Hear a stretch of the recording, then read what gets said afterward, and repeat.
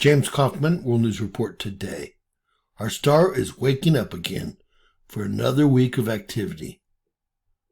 A sunspot located behind the sun's southeastern limb erupted on February 16th, today, at 4:35 UTC time, producing what GOES says was an M2.5 class solar flare.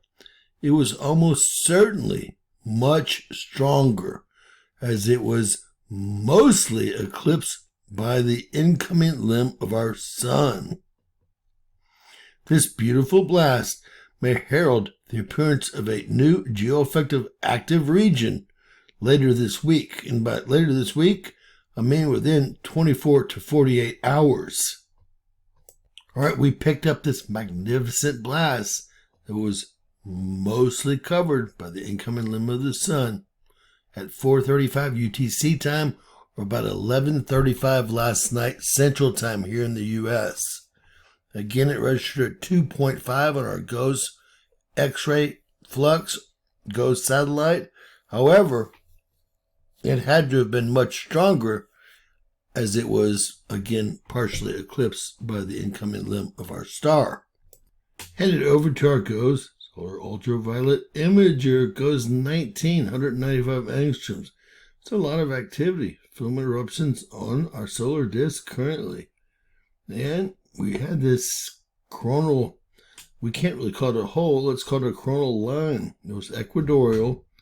You could see that flare pop off right there. I don't know why it did not register on GOES. And the, magic sunspot that's mostly eclipsed went there.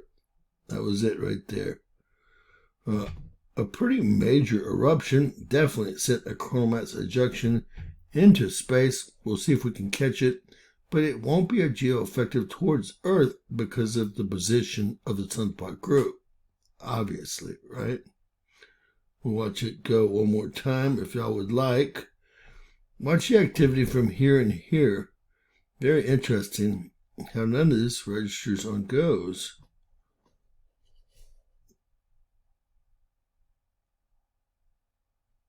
And we will move over, up there, it went right there, to the M2.5 flare. Probably closer to an X-class solar flare. However, it's hard to believe LASCO C3 actually shows this CME being ejected right there, right on time, as a matter of fact, at about 4:30 UTC time on the 16th. Watch it one more time. We just hardly never get to see this anymore. This used to be an everyday occurrence. We were able to see the flare, and an hour later, we were able to view the coronal mass ejection lifting off the surface of our sun on LASCO. All right, very little activity on our star.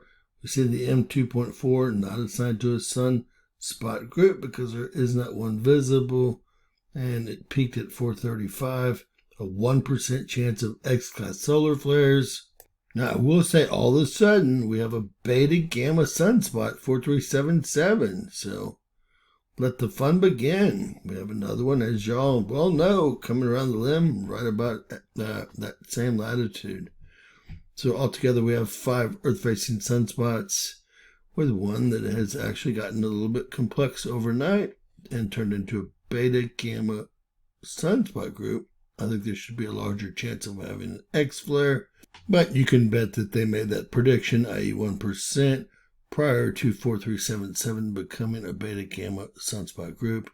No delta class sunspots are Earth facing, although I'm guessing the sunspot coming around the limb is going to be just that, a delta class sunspot. I'm trying to get a look at it, and we'll try right now a little bit harder.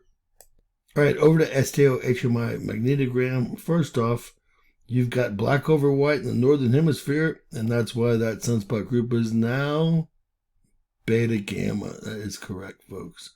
That is a reverse polarity sunspot being in the north with negative over positive. You can barely see that sunspot coming around that actually shut off that flare and associated coronal mass ejection.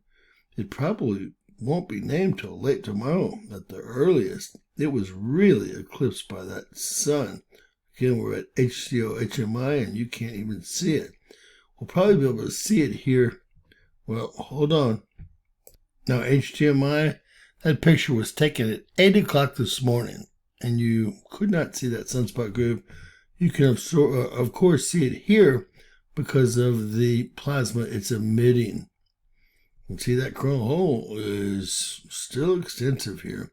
Surprised we're not seeing continued solar winds, but they're really down in the 600s, which isn't going to make us actually show a geomagnetic storm. We made it through the light coronal mass ejection that was emitted by that C flare with geomagnetic disturbance only late yesterday, no storm whatsoever. I believe we had 6 hours of a geomagnetic storm based on this coronal hole that was Earth facing. You know, you could argue that it's continuing to be Earth facing. This is what we're worried about right now, right here. Again, it should be named probably tomorrow, probably not even today. The Soho 284 angstroms was taken at 6:06 this morning. The other one at 8 a.m. Central Time. This one at 6:06 Central Time. So we're getting a little bit earlier picture here, although the plasma allows us to see the sunspot a little bit better. Again, that's Soho 284 angstroms. And believe it or not, that should just about update us completely on what's happening on our star. I will, in fact, show y'all the wind speeds and plasma currently on Discover. But again, we're not in any kind of geomagnetic storm or disturbance. And wind speeds have slowed down into the 600 kilometer per second range. And for your peace of mind, Discover real-time solar wind satellite 1 million miles above Earth, Lagrange point 1. We see our shields going up and above and below 0 here. It's just not looking real strong here. We also have a southern tilt to our GSM. Not a good thing at all. Plasma peaks out here at like 4.88. So no plasma is hitting Earth. Solar wind started the day about 681, and they went down quite a bit. But like I argued when we looked at that coronal hole, it basically is Earth facing again and has expanded. So we're seeing solar winds. Let's see if we can catch one up at 683. And 687 here. Then the last few minutes, I don't think this is going to be enough to trigger a G1 geomagnetic storm, but we're getting close. If we get into the 750s, I think we will see another G1 off that expanding coronal hole or coronal line, equatorial, because it's both on the northern hemisphere and the southern hemisphere, or, well, it goes right through the equator to make it easier. Please share, subscribe. Always remember, anything's possible. Bizarro world.